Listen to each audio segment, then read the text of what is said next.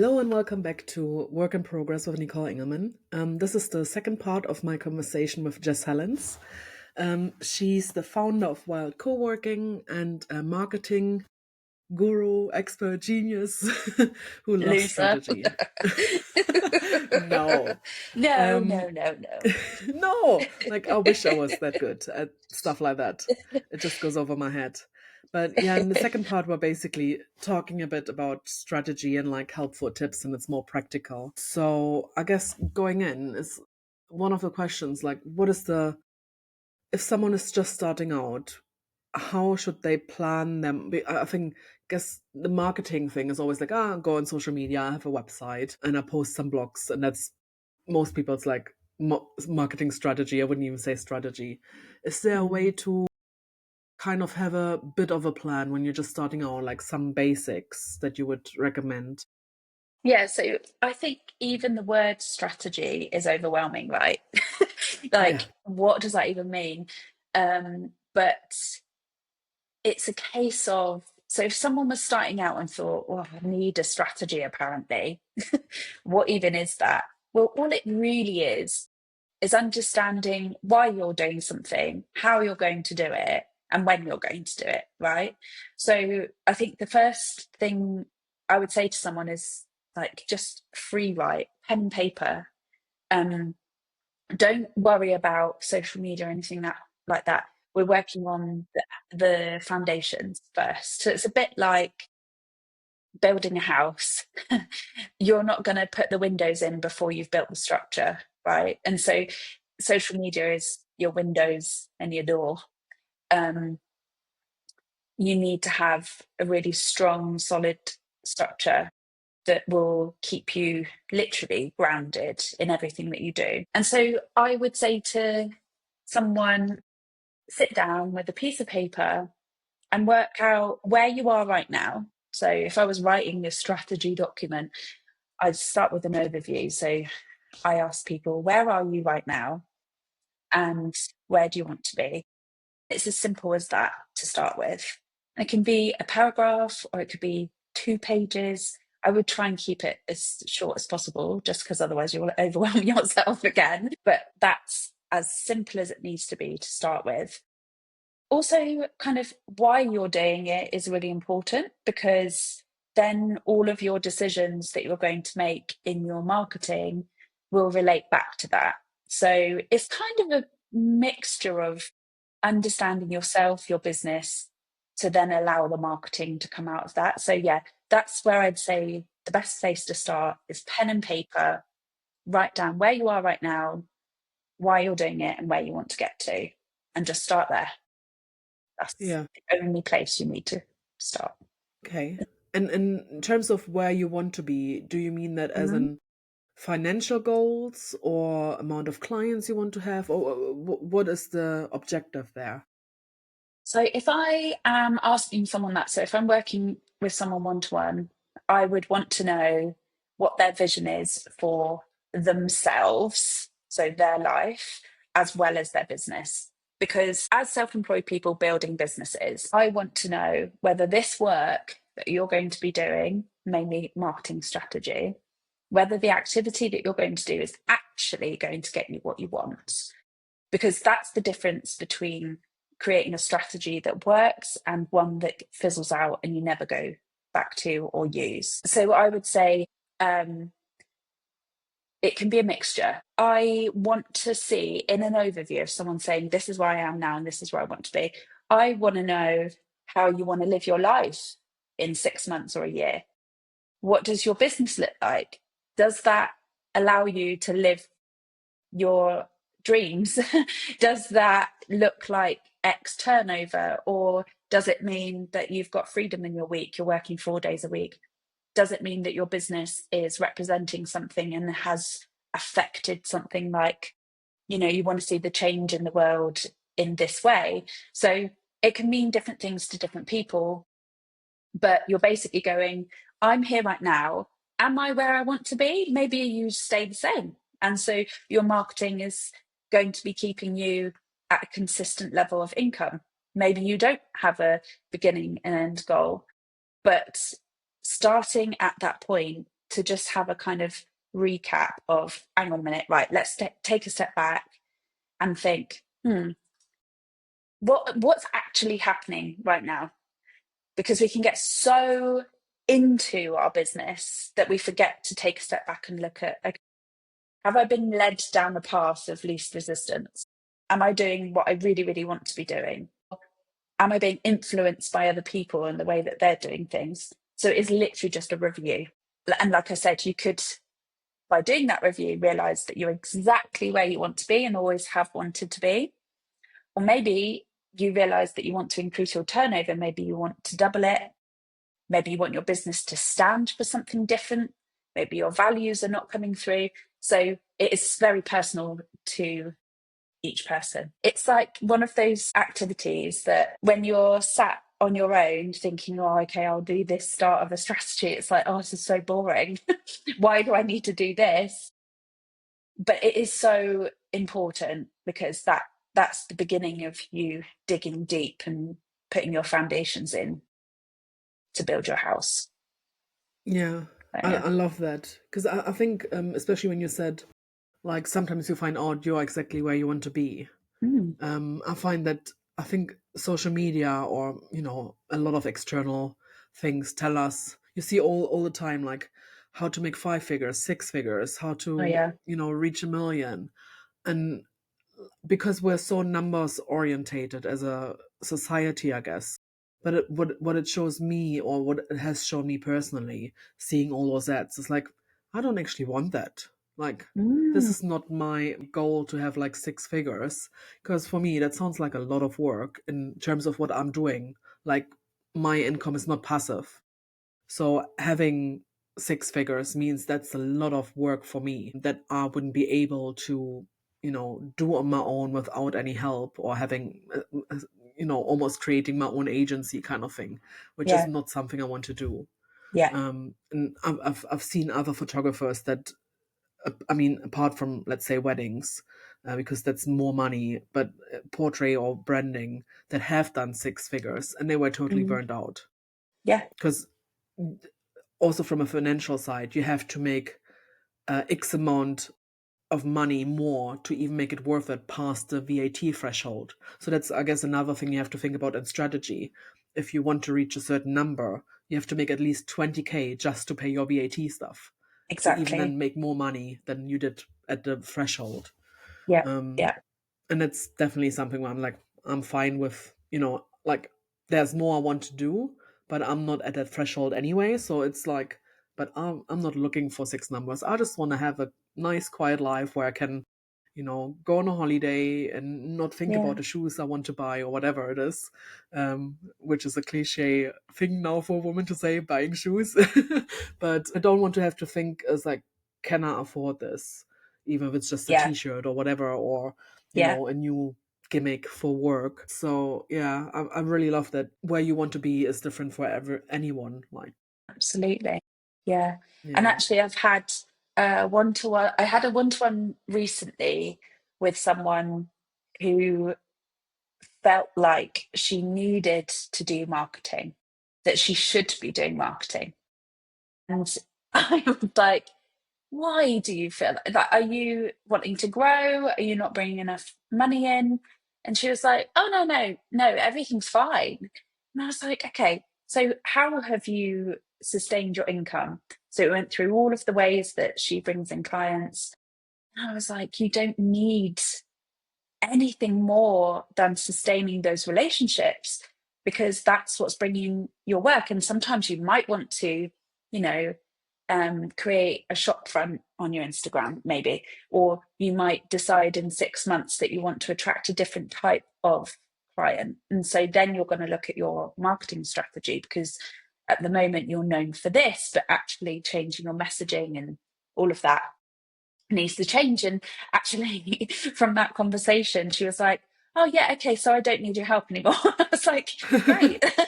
That's great. That's what I'm here for. I want people to be able to go, well, okay, no, you're right. Okay, see you later. I don't need your support, because that's the problem solved. So it's really important to try and separate yourself from that kind of rhetoric on social media, which, as you said, is telling us we should have more. That's capitalism, basically, right? So yeah, making us think that we do need to get a six-figure turnover. But you're absolutely right. That level of income brings so much work. And also, what I will say is that so many people that are talking about turning over large amounts are not talking about their costs. And so I got to that point where I was heading towards the VAT threshold, but that was absolutely not what I needed to be doing because my cost was so high. I would have gone over by about £500, which is Mm. not worth it at all. So I had to pull back. And that's when a strategy really helps, because you kind of go exactly, as you've said, hang on a minute, do I actually want to grow or do I want to sustain? And so then your marketing strategy takes a different form, and that's totally fine as well, And I think that trying to share with people that growth isn't, growth can take so many different forms. Growth could be in the way that you move through your business and how you run your business. You want to grow as a business owner. That can also be part of your marketing strategy, because your communications with your clients needs to be part of that. So it is different for every single person. And I know that means it's hard to kind of understand where to start. But actually, like I said, just pen and paper, work out what you want first off, and then you go into the rest of it. But I won't go through that because it's long. Yeah, I know. In terms of, I mean, there was more on the marketing side, but what strategy in terms of like goal setting, evaluating where you're at, how would you start with that? So let's say by the end of the year, you want to have X amount of clients or have worked with a specific client or have a specific turnover. Do you then break it down and make it achievable? Because I guess sometimes you have that big goal and it's like, yeah, I know what I want, but how do I get there? Yeah, yeah. Yeah, so for example, if I'm working with someone one to one, or actually in strategy sprint, you do the hard work, like the stuff that I'm talking about in terms of like looking at your overview and your objectives. That's all really important because, as I said, those are your foundations. But in terms of turning that into a timeline of actions, then it's important. Well, the way that I would work with someone is we look at your end goal. Maybe you want to get there by this point, and knowing that that is a flexible timeline and that certain things happen, life happens. We need to account for that as well. I break it down into milestones, and sometimes even, like month by month can really, really help that if your brain is like mine and it needs to see it. It needs to see the structure and understand it in terms of time. And then from that, I break it down into weeks. And then that basically gives you a timeline of actions that gets you this big goal, but breaks it down into bite-sized chunks. It's why I do the quarterly goal setting and evaluation sessions for members, because that basically gives you a big chunk of time to work out what your goals are, what you need to be focusing on. And then the reason we've got the weekly goal setting is to help you break that down into chunks and make it feel less overwhelming. So I think that doing that on your own, if you're not a marketing kind of mindset business owner, having support with that is really the only way that you're going to follow those small steps. Having accountability or just someone to talk it through with. Because if you try and do it on your own, it's like me trying to do my financial forecasting. I could try and do it for months, and I can do my absolute basic stuff, and I know how much turnover I want to make. I know what my costs are. But in terms of like the scientific side of it, then I need some help. And it's the same with marketing, because it's not straightforward, but it can be manageable with support like that. Yeah, So, I think this is definitely a big part for me as well. Like, I mean, I've literally gonna be in business 11 years next month, and one thing I've learned, congratulations. yes, thank you. One thing I've learned is that if I do a course or workshop, it needs to be live. It needs to be, there needs to be some sort of accountability tied to it, because if it's DIY in your own time, it's never going to happen. I mean, it's not hundreds, but there's definitely a handful of courses that I've bought that weren't cheap, Mm. that I've never Mhm. looked beyond the first lesson, or that Yeah, I yeah, haven't even yeah. started. And I think there's a lot of Yeah. people out there that it's the same, because their marketing is probably really great and it really speaks to you and you really want to do it. Then you buy it and then life happens and you're like, I'll do it on the weekend, and then you're sick or something else Yeah. comes up or whatever, and then it's like forgotten about it and you don't even know where it Yeah. is anymore 2 years down the line. It's like, there's somewhere Yeah. a link, there's a password, I think. Yeah, um yeah. Yeah. so I think, especially, I mean, you mentioned the strategy sprint, Mm. which is basically a program you just started. So I guess explaining it a little bit, you've done Beyond the Bubble, which Mhm. I've taken part in the first round, which I think is really helpful for people as well, because we talked about marketing strategies outside of social media, and I found it really helpful. Obviously, a lot of things we already know and we're already doing, because it is networking communities, for example, and we're obviously in a community doing this, but also podcasts or snail Mm. mail and all those kind of things. And then you did the strategy sprint as a kind of follow up, right? Yeah. Which I haven't joined because I haven't got time. Yeah, I But realised maybe it's a bit too close, so we'll space it out a bit more like next time. I think like June, July is for Yeah. me definitely always quite busy, because it's gearing up to summer break and a lot of people all of a sudden come out of the woodwork. I want photos. I need headshots, and I started a podcast, so I'm recording stuff and I'm Yeah. editing stuff.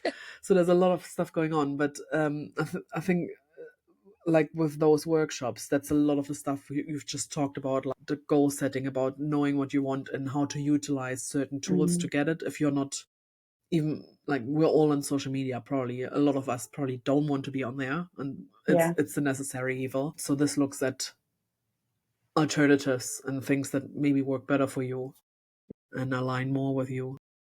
And I started it for a couple of reasons. One, I realised how burnt out people were trying to keep up with posting content on Instagram. Lots of people think that that's the only way to market your business. And I was like, oh God, this is so dangerous as well. Like we have to safeguard our business marketing against the changing landscape of social media, the state of the world at the moment. We don't know what's going to happen.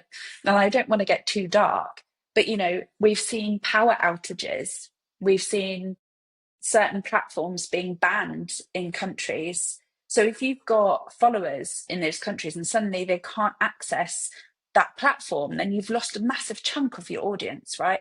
So I wanted to create it for two reasons. One, I'm talking about Beyond the Bubble now, by the way. One, because people were burnt out using social media, and I knew that there were so many different ways that people could get actual enjoyment and fulfillment and, a really good return on their investment of time, rather than spending bloody hours on one reel and not having any conversion. And that there absolutely is a place for social media. I just could see too many people putting all of their energy into one place, and it was so risky. And that leads me on to my second point, which is safeguarding our marketing for our businesses. And it's something I'm really passionate about, is making sure that not only our marketing is safeguarded against risks that we're facing in the world at the moment, but our businesses are. The more that I am immersing myself into the wider business world, because, as I said, I love hanging out in our bubble, but I'm pushing myself more and more into the kind of worldwide communities of business and understanding other larger businesses. And they are preparing for big life events. We saw COVID happen, and overnight we Yeah. lost, and lots of people lost like their whole livelihood. And so trying to learn from those lessons is really important. And I really want to help people to, even if they don't use it, but understand what they would do in the event of, like I said, Instagram going down. If you're only using that as your marketing and you haven't got any other data, then you're starting again. So that's what Beyond the Bubble is about. And I'm going to be doing, harping on about that more and more, Yeah. because I see so many risks. There are so many risks at the moment. And then Strategy Sprint, that's another group series.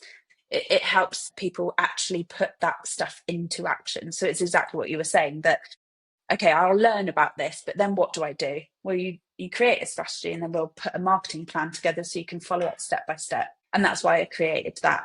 But I also just want to talk on the kind of toxic side of group programs and those courses that people sell.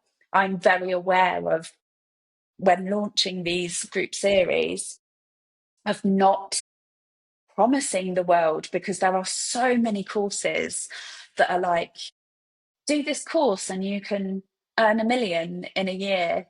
And it's so toxic and quite dangerous, because they are so convincing and nobody uses them. So that's what I'm really aware of with mine, is that I really, and that's what I'm all about at Wild as well, is helping people stay accountable to their own goals that they've decided they wanted, and being so transparent about it. I'll say to people, your strategy is only going to work if you use it. I can show you how Yeah. to create one, but if you don't use it, then it's not going to work. So I think your point about buying courses that are not live carry such a huge risk with them, because that's a lot of money if you're not going to use it.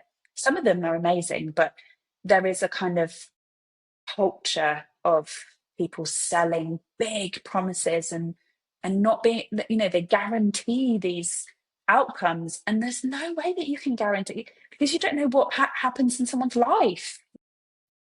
I'm basically trying to help people safeguard their businesses, learn how to do marketing in different ways, but in an ethical way.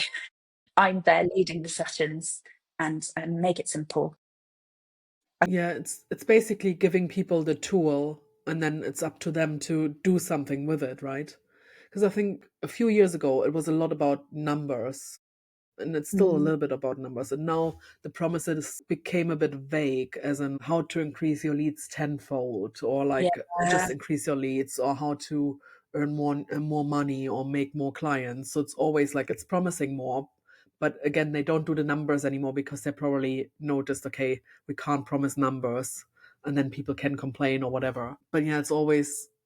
I mean, it speaks to people, because that's what people want. They want their yeah, business to succeed. It's capitalism, but it's also like we are numbers bound in that sense. And we're back. There was a bit of a technical mishap, and we're talking about the promises people make, and like the yes, capitalism side of things. yeah, And I think that's the thing. We want our business to succeed, and we put it on, like we attach it to numbers, because that's how we were taught. It starts in school with grades and whatnot, but it is yeah. putting a lot of pressure on us, and sometimes we probably aim for stuff that we not necessarily want, but we're told we want, or we have to want. And that comes back to your question about where to start with strategy, and my point about, you know, being clear on whether you want to grow in a certain direction and whether you want to increase your turnover, or whether you're totally happy with where you are. And then that will help you decide whether this course is the right thing for you, and whether it's going to take you in the direction that you want to be going, or whether it's a lot of money that's not going to help you achieve your goals. So that's why that first part of developing a strategy is so important, to really like delve into what you want for yourself and your business, and kind of put the blinkers on, and not look at what other people are doing and what you think you should be doing. Because again, it comes back to that point that you've just made, that we're made to think that we should want more, and that we should be turning over more. And actually, if we're really honest with ourselves, then actually, the amount of people I've worked with recently that are like, I just want a bit of freedom, just want a bit of fun. And yes, money allows that, and we have to pay our bills, and bills are increasing. But actually, what does that really mean? That doesn't necessarily mean we need a 6-figure turnover. That maybe means we need another 10 grand a year. Yeah. And so then when you start realizing that, it takes the pressure off. It means that you can have some fun with your marketing. You don't have to do that course that someone's nagging you to do. You decide on what is right for you. And I think that's how we take control and feel confident in running our own businesses, because we've made those decisions for ourselves, and we're, avoid being influenced. It's not always that straightforward, but Yeah. hopefully understanding what you want will help that. Yeah, no, definitely. That's a good point. And I think sometimes it's easier because we've both been in business for a while now, but especially at the beginning, you're quite gullible and like you want to Yeah, do it right and you have so many hopes and dreams and you still have those rose tinted glasses on. So yeah, you're more susceptible to those promises and those quick fixes. And then with time, you learn actually a quick fix doesn't usually work because it doesn't exist. And it's yeah, such always a good point. constantly working on stuff. I mean, constantly work in progress. Yes. um, it's all coming back. You have to tie it in. I love um, it. yeah, but it is really important to know that it's all a journey, and it like you Mm, don't have to be perfect. You don't have to aim for those big numbers or those big goals that people are always telling you, unless that's really what you want. yeah, yeah, Maybe you want to be a millionaire. Maybe you want to travel the world, and that's totally absolutely. fine. But don't do it because everyone else is doing it or tells you it's that goal. You're absolutely right that that's why working out what your goal is, what you really want. And that actually goes for people that say, oh, I don't really want to make any money. I'm not about the money, but they're limiting themselves. So it goes the other way. Are you actually, do you actually not want to make that much money, or are you not being honest and you want to be a millionaire? Because that's also absolutely fine. Yeah. It's just important to work out what you really want. And again, your point that you've made about being new in business and maybe being a bit naive, or actually, I think it's mainly just not knowing where to start or how it's meant to be done, which is, again, why Wild exists. Because being surrounded by other people like you and I mean, you've been in business for over a decade. That is such an amazing source of knowledge that you can share with people. And aren't we lucky that we've got you to share your knowledge? Because that is gold.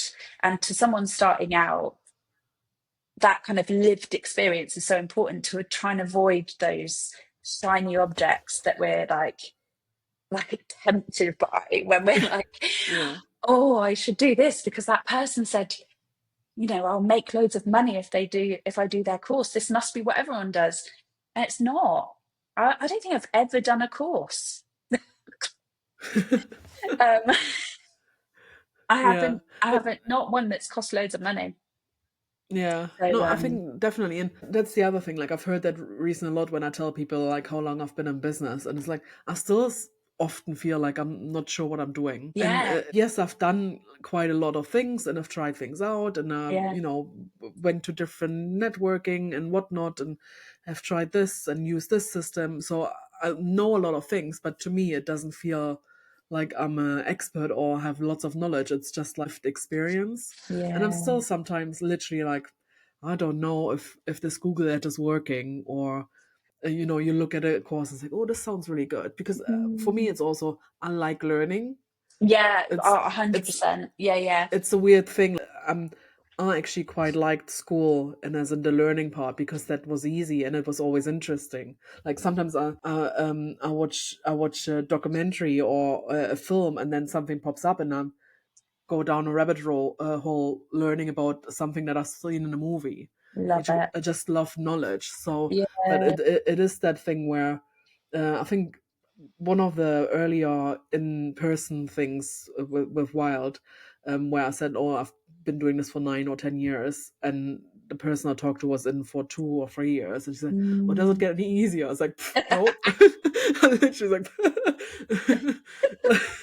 "It's just it changes, but it's Yeah. still not like it never gets super easy." And I No. think anyone that promises you that something is easy and you get passive income by uploading something and then it's evergreen content and you get like Yeah. thousands of pounds a month. That's a lie. There's always work. Even if you have a passive thing, you Yeah. still have to do Oh my stuff God. behind the scenes. You still have to market, do your finance, So there's always much. stuff. Yeah, yeah, Yeah. yeah.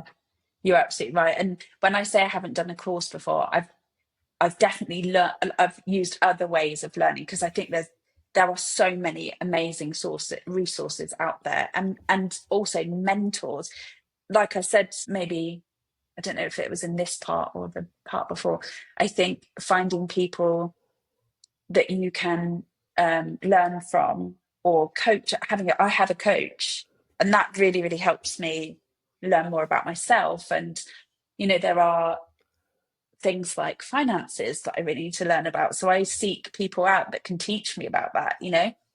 So basically being self-employed is just a constant learning process, isn't it? It's like, Yes. and I think it does take, like, you can't, I suppose you can be stagnant, you can stay stagnant.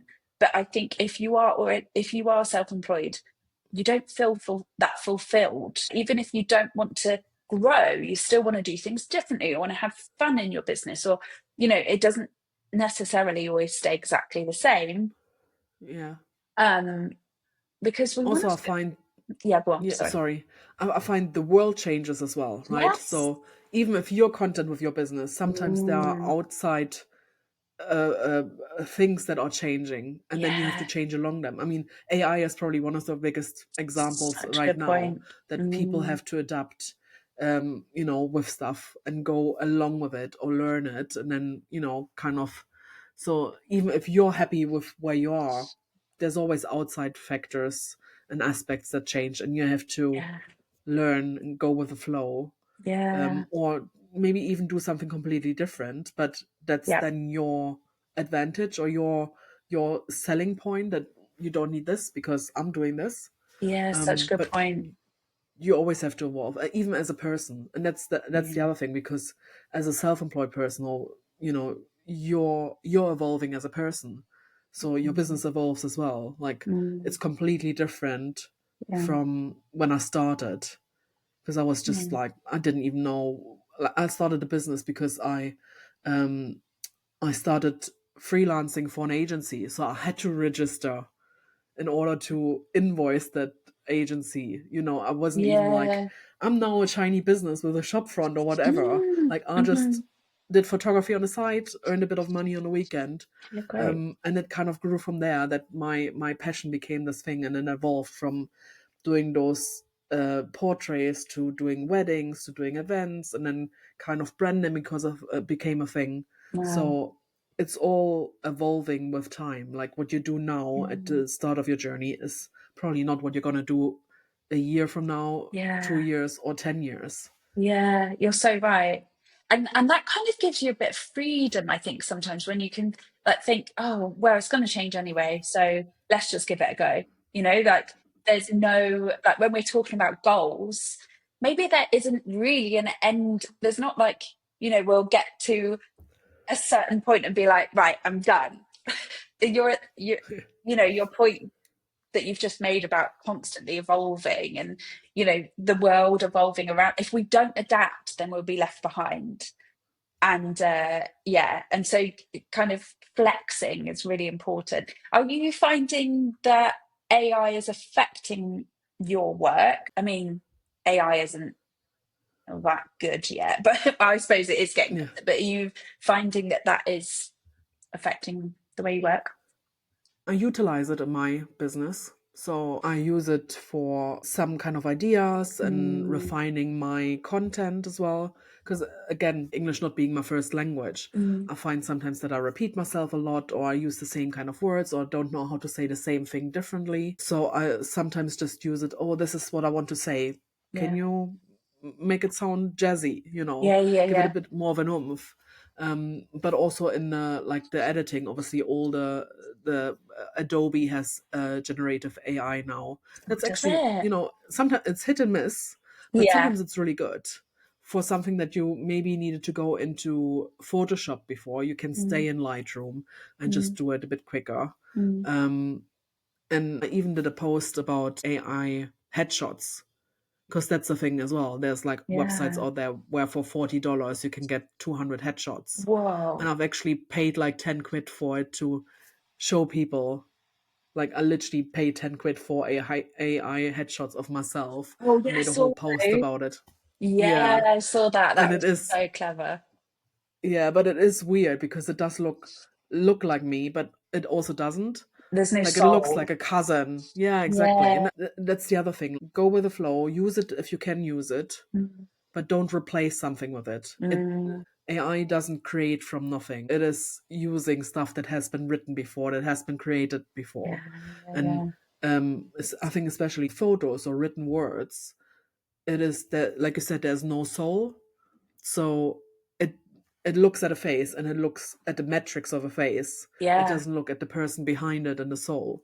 Um, and that's not just with photos, that's with words and stuff like that. So you really have to, and that's the other thing, like thinking that they feed AI with all those books and, all those articles that someone else has thought of, put a lot of research in and create a whole world, with novels and stuff like that. And they are literally stealing this. And Mm, now they're saying, oh, we can't take it out because it costs too much money if they would do it the legal way, and mm, pay people mm. their dues. But you can't just ignore it and say, I'm never going to use it. It's not for me, whatever. And I get some people just don't like the ethical thing behind it. It's environmentally Yeah. shit. But like I said, you have to adapt or you can get left behind. Yeah. Yeah. But then again, as a small business owner, we feel like we have to do it all ourselves. Mm, And that's not feasible either. So no. AI has helped me in that sense as well. I'm not replacing anything with it. It still helps me with some of my copy. I still Mm, have hired a copywriter for mm, something else. Like I would never replace the one thing because I'm still trusting a human more, and yeah. the human is just not replaceable for me, no matter how good AI gets. Yeah. It's the lack of soul. You absolutely can tell in writing, images. You know that it's not created by a human, can't you? Yeah, Um, yeah, it's weird actually how we can tell that it's not been created by a human. yeah. Yeah, I think I've seen and read it somewhere that someone says that what they think AI will do is that people crave more authenticity and yeah, like more human touch definitely. because then you get fed all those generic Mhm, content mm, and people can then tell that it's all the same stuff and then they're looking more for that personal touch and that definitely. custom feel. Yeah, Yeah, definitely. Yeah, human connection. I've definitely noticed that with our events. It was kind of last year, the kind of last 6 months of last year, I really noticed a shift from uh people, especially self-employed people that want more in-person connection. And I think that's a reaction to COVID. I mean, post-COVID is still very much a thing. We're feeling still very hungover from the COVID. Like we run online events, which means that our workshops are way more accessible. The support that you get from Wild is a lot more accessible with the things that are online. That's why I'm keeping them, but we're also increasing in person co-working days and like the retreat that we're running. And because I've recognized that need for real, like soul to soul connection in a world that is so divisive at the moment as well, like community, like I said before, is going to be our saving grace. It's the only way that we can stay strong against the ever-changing world, especially against, you know, AI and the way that it's being weaponized. And I won't go too much into it, but it is that human connection, whether you get that online. We're having a human connection now, even though we're talking online. It's so important. And I think you're absolutely right. Like it does make us crave more authentic connection for sure. yeah, definitely. Yeah. This was really lovely. I I love the could talk to you for conversation. But hours. yes, it's so easy, isn't it? Yeah, I love it. To round this all up, so obviously we talked about your work in progresses with Beyond the Bubble and the Yeah. membership. Do you want to tell people how they can find you, and also when the membership is open or when Beyond the Bubble is starting? Yeah. So there are different ways that you can kind of interact with Wild or get involved. So we have, like I just mentioned, online workshops that members and non-members alike can come to. So even when our memberships are closed, you can still get involved. So head to our website, wildcoworking.com. You'll find all of our events in there, but we are reopening our memberships on the 1st of July and they'll be open for a couple of weeks. I closed them because it's just me doing the marketing with a little bit of help. So I closed the membership so that I have time to hang out in the community, because that's ultimately what I'm here to do, and what I enjoy is hanging out with everyone. And if I'm marketing all the time, then I don't have the time to hang out, and that's all I want to Yeah. do. So anyway, we open memberships on the 1st of July for 2 weeks, so you can join then. And again, head to the website for information about that. And then Beyond the Bubble, which is the group series where I show people how to market their business without using social media, that starts on the 14th of July. Again, all over the website, you can go and have a look at that. Sign up to the wait list. And yeah, so that's about 12 weeks long, but it's super simple, just an hour a week. And it just kind of opens up your eyes to a different way of marketing and safeguarding. Like I said, I'm going to harp on about that a lot more. So yeah, just head As to you the should. website. Yeah. And you can also book in a chat with me, a free chat, 20-minute chat, if you want to talk about anything or how I can help you. So yeah, it's all there. And please do join And us. and how can we find you? Like, are you on Instagram, Yeah. LinkedIn? So I am not the biggest fan of LinkedIn, so I'm not hugely active on there. So if anyone DMs me, don't be offended if I don't come back to you. You know, sometimes it takes me weeks. Don't be offended if I don't reply very quickly. But I'm Jess Hellens, HELLENS on LinkedIn. And then on Instagram, we are wild_coworking. And that's really the main social media channel that we use. And I don't update it that often either. I'm mainly in stories. So yeah, just drop me a line and let's have a chat, because it's much nicer. That's what I want to do. Have chats. Yeah. Yes. Like we're having now. Yes, exactly. Thank you This is so magic. much. Yeah. Yeah. Thank you so much for joining me. It Thanks was for really having me. lovely. Oh my God, it's been so Um, lovely. Thank you. yeah. Brilliant. Thanks for the listeners. Would love to hear from you what you think about our conversation. So drop a comment, send me a message, get in touch with Jess. So yes, goodbye. Bye.